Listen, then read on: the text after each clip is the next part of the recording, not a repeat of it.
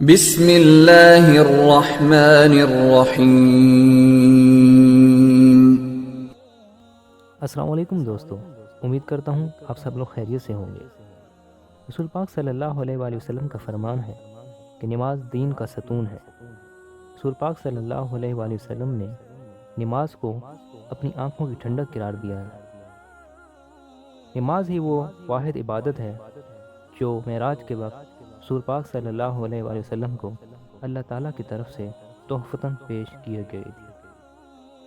اسی طرح آج کی حدیث میں حضرت ابو موسیٰ رضی اللہ تعالیٰ عنہ سے روایت ہے کہ رسول پاک صلی اللہ علیہ وآلہ وسلم نے فرمایا، جو شخص 2 ٹھنڈی نمازیں پڑھے گا وہ جنت میں داخل ہوگا۔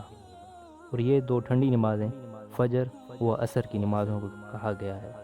اللہ تعالیٰ ہماری نمازوں کو، ہماری عبادات اور ہمارے صدقہ خیرات کو اپنی بارگاہ میں قبول فرمائے، آمین۔